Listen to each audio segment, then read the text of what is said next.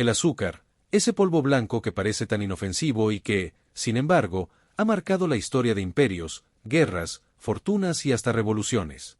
Es tan común en nuestra mesa que apenas lo notamos, pero si miramos con atención, descubrimos que detrás de cada grano hay un viaje increíble, cargado de trabajo humano, de ciencia y de secretos que quizás nunca imaginaste.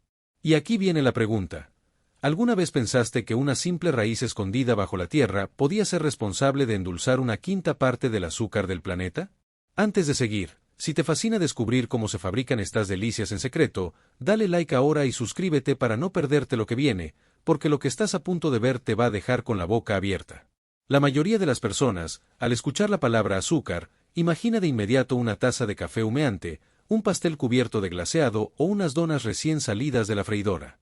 Otros piensan en chocolates derretidos, en caramelos brillantes o en ese postre que parece imposible dejar a medias. Pero la historia del azúcar no empieza en los pasillos de un supermercado ni en las vitrinas de una panadería. Empieza en los campos, en la tierra misma, en un proceso que combina paciencia, tecnología y un control milimétrico de la naturaleza. Lo curioso es que, a nivel mundial, solemos pensar que el azúcar proviene únicamente de la caña, esa planta tropical de tallos largos y duros que se cultiva en países cálidos. Y no es para menos, casi el 80% de todo el azúcar consumido en el planeta viene de ahí. Pero el 20% restante, nada despreciable, nace en un lugar muy distinto, de la remolacha azucarera. Una raíz blanca, gorda y poco agraciada a la vista, que se esconde bajo la superficie de suelos fríos y fértiles en regiones de Europa, Estados Unidos, Rusia y otras latitudes templadas. Ese 20% puede parecer pequeño, pero representa millones de toneladas de azúcar que llegan a tu mesa disfrazados de dulces, galletas y refrescos. Las remolachas azucareras no son fáciles de cultivar. Son exigentes, caprichosas, necesitan una tierra muy específica, lo que los agricultores llaman suelo franco, una mezcla perfecta de arena, limo y arcilla, con nutrientes abundantes y la capacidad de retener la humedad sin encharcarse. Si la tierra es muy arcillosa, la raíz no engorda bien. Si es muy arenosa, pierde agua demasiado rápido. Si no tiene los minerales adecuados, el azúcar no se concentra. Y además, la remolacha es sedienta. Durante toda su temporada de crecimiento requiere entre 20 y 30 pulgadas de agua, es decir, cientos de miles de litros por hectárea. Un reto enorme para los agricultores, sobre todo en zonas donde el agua es cada vez más escasa y disputada. Imagina el paisaje en otoño, hectáreas enteras cubiertas por hojas verdes, mientras debajo de la superficie crecen esas raíces alargadas que guardan en su interior un tesoro dulce. Los agricultores esperan pacientemente el momento exacto, porque la remolacha alcanza su máximo contenido de sacarosa al final de la temporada, cuando las temperaturas bajan y la planta detiene su crecimiento para almacenar toda su energía en la raíz. Ese es el instante clave. Con grandes máquinas cosechadoras, los campos se llenan de movimiento. Los enormes tractores arrancan las remolachas, separan las hojas y dejan las raíces listas para ser amontonadas en pilas que parecen pequeñas montañas blancas y terrosas. Cada una de esas montañas representa cientos de toneladas de potencial azúcar esperando ser liberado. Para ponerlo en perspectiva, una sola tonelada de remolacha puede producir alrededor de 300 libras de azúcar. Con esa cantidad podrías endulzar miles de tazas de café o abastecer a toda una pastelería durante semanas. Ahora imagina camiones cargados con 20, 30 o hasta 40 toneladas de remolacha entrando a la fábrica uno tras otro, formando largas filas frente a las básculas. Allí, cada vehículo se pesa al entrar y al salir, calculando exactamente cuánta remolacha se entregó, porque de eso depende lo que recibirá el agricultor. No es solo un cultivo, es un negocio enorme, un engranaje clave de la economía en regiones enteras. Pero el viaje de la remolacha apenas comienza. Una vez descargada, cada raíz pasa por un lavado exhaustivo en canales de agua. La tierra y las piedras se separan, y lo que queda son tubérculos impecables, listos para ser cortados. Un gigantesco rallador comienza a trabajar a toda velocidad, transformando esas raíces en tiras finas llamadas cosetes. ¿Por qué? Porque mientras más superficie tenga cada pedazo, más fácil será extraer la sacarosa atrapada en su interior. El siguiente paso parece sacado de una clase de química, pero con maquinaria industrial del tamaño de un edificio. Las tiras de remolacha se introducen en enormes torres de difusión, donde agua caliente circula lentamente, arrastrando los azúcares y creando un jugo espeso y oscuro, cargado de sacarosa pero también lleno de impurezas, fibras y minerales. Lo que queda de la remolacha, una pulpa ya casi vacía de dulzura, se destina como alimento para el ganado. Nada se desperdicia. Incluso el agua usada en el proceso se recicla una y otra vez, porque en estas operaciones la eficiencia y la higiene lo son todo. Al final, lo que sale es un líquido dulce que pronto será transformado en los cristales blancos que todos reconocemos. Ese jugo crudo se somete entonces a una purificación minuciosa. Se mezcla con cal y se hace burbujear dióxido de carbono en un proceso llamado carbonatación.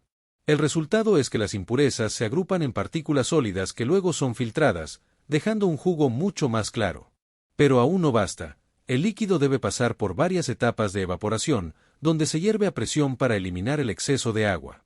Poco a poco, el jugo se convierte en un jarabe denso, dorado y brillante, con un aroma dulzón que impregna todo el ambiente de la fábrica. Una vez que el jarabe está listo, entra a los enormes recipientes de cristalización. Allí, bajo condiciones controladas de temperatura y agitación, comienzan a formarse pequeños cristales de azúcar. Es un proceso casi mágico. De un líquido viscoso emergen miles de diminutas joyas blancas que crecen hasta convertirse en los cristales que luego terminan en nuestras cocinas. Para separar esos cristales de la melaza, se utilizan centrífugas industriales que giran a velocidades impresionantes, como lavadoras gigantes que expulsan el líquido y dejan atrás los granos sólidos. La melaza, por cierto, no se desecha, se utiliza para producir alcohol, etanol o incluso alimento para animales. Hasta aquí, el viaje de la remolacha azucarera es una historia de ingeniería y precisión. Pero no te equivoques, lo verdaderamente impactante viene después. Porque mientras estas fábricas convierten toneladas de raíces en montañas de azúcar, en el mundo exterior la dulce imagen del azúcar está cada vez más cuestionada. Lo que alguna vez fue un símbolo de prosperidad y placer, hoy se encuentra en el centro de debate sobre salud pública, economía y poder. Porque lo cierto es que el azúcar, más allá de su apariencia inocente, se convirtió en uno de los ingredientes más polémicos de nuestra época. Durante siglos fue considerado un símbolo de lujo, algo reservado para reyes y cortes europeas. Pero hoy, cuando está al alcance de cualquiera en cada esquina, su dulce reputación está bajo la lupa. Gobiernos, médicos y consumidores se han lanzado en una batalla silenciosa por definir su lugar en la dieta moderna. Lo que antes era sinónimo de celebración, ahora muchos lo ven como el culpable de problemas de salud que han marcado a generaciones enteras.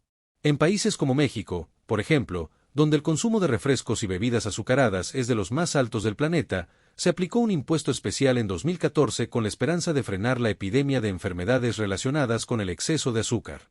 Y aunque los estudios mostraron que las compras de estas bebidas cayeron en los primeros años, también revelaron algo inquietante.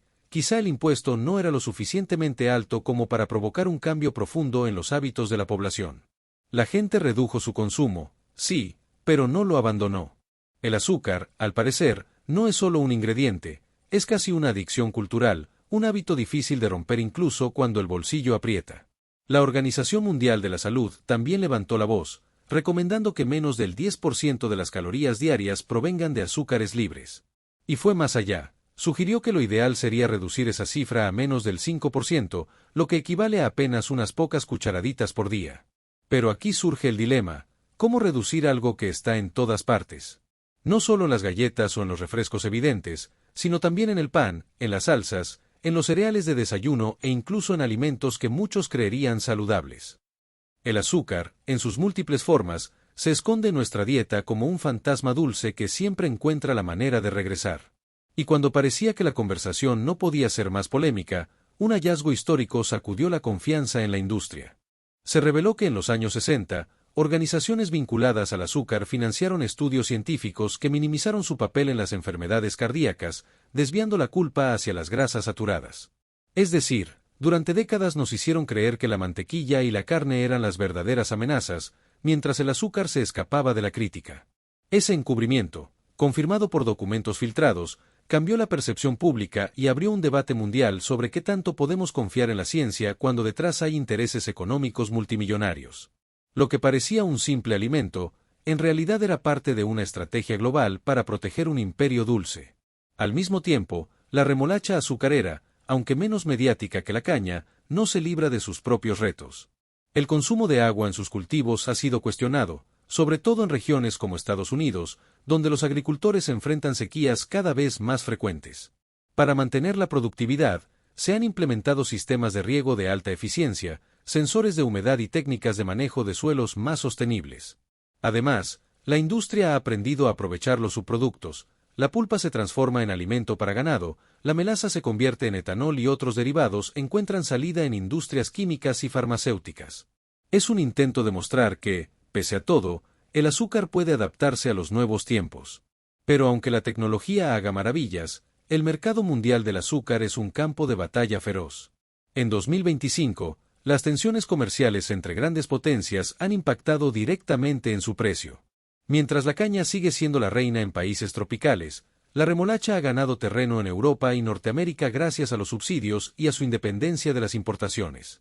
Esto ha generado roces en la Organización Mundial del Comercio, porque cada tonelada de azúcar protegida en un país significa menos oportunidades para los productores de otro. La dulce industria se convierte así en un tablero de ajedrez geopolítico, donde cada movimiento puede desencadenar reacciones en cadena en la economía global. Y en medio de esta batalla comercial, los consumidores se encuentran atrapados. Por un lado, piden productos más saludables, menos azucarados, con etiquetas claras y sin engaños. Por el otro, las marcas saben que el azúcar es su carta ganadora, la que garantiza ventas masivas, la que engancha paladares y asegura que los clientes regresen una y otra vez. Algunas empresas han optado por reducir gradualmente la cantidad de azúcar en sus productos, casi en secreto, para que el consumidor no lo note. Otras han apostado por edulcorantes alternativos, pero la misma OMS advierte que estos no son la solución definitiva. La tensión entre placer y salud nunca había sido tan evidente. Si el inicio de esta historia fue la tierra y la raíz, el final se juega en los pasillos del supermercado y en las mesas de nuestras casas. Cada vez que alguien endulza su café, cada vez que un niño abre una paleta o un adolescente destapa una bebida energética, el ciclo se repite. Y aunque sepamos que el azúcar puede traer consecuencias a la salud, seguimos eligiéndola. Porque más que un sabor, el azúcar es un recuerdo, una recompensa, un pedazo de infancia que se derrite en la boca y nos hace sonreír, aunque sepamos que después vendrá la culpa. Lo fascinante es que la historia del azúcar nunca ha sido estática. Pasó de ser un lujo a un básico, de un símbolo de poder a un ingrediente cuestionado, de una raíz anónima a un producto que mueve billones de dólares. Y aún hoy, en 2025, sigue en plena transformación. Nuevas tecnologías prometen reducir el uso de agua y energía, mientras algunos países intentan regular su consumo con impuestos y campañas educativas. Al mismo tiempo, crece el mercado de productos sin azúcar añadida, aunque la pregunta sigue flotando en el aire: ¿realmente estamos listos para dejar atrás algo que se volvió parte de nuestra cultura? Quizá el verdadero poder del azúcar no está en su dulzura, sino en su capacidad de dividirnos entre lo que sabemos y lo que sentimos. Entre la evidencia científica que nos advierte de sus riesgos y la memoria emocional que lo asocia con momentos felices. Entre la presión de la industria y el derecho de los consumidores a decidir con información clara. En ese choque de fuerzas, la cucharada de azúcar que echas en tu bebida se convierte en un símbolo mucho más grande de lo que imaginas. Así que la próxima vez que veas un camión cargado de remolachas, un paquete de galletas en la tienda o una taza de café con espuma blanca esperando tu sorbo, recuerda esta historia. Detrás de cada grano de azúcar hay hectáreas de tierra trabajada, máquinas gigantes rugiendo día y noche, toneladas de agua moviéndose en un ciclo interminable y decisiones corporativas que han moldeado la economía mundial. Y al final, todo eso termina en algo tan pequeño y tan cotidiano como el dulzor en tu paladar. La industria del azúcar no va a desaparecer de un día para otro. Pero lo que sí está en tus manos es la decisión de cuánto espacio le das en tu vida. ¿De verdad crees que la solución está en más impuestos, en edulcorantes artificiales o en dejar que las marcas decidan por nosotros? O tal vez la verdadera respuesta está en nosotros mismos, en cómo elegimos cada cucharada. Porque la historia del azúcar no solo habla de campos, fábricas y mercados. Habla de nosotros. De nuestra relación con el placer, con la abundancia y con los límites que decidimos o no poner. Una historia dulce, pero también amarga. Una historia que, aunque la hayas probado 1000 veces, aún tiene secretos que siguen derritiéndose en tu boca y en tu mente.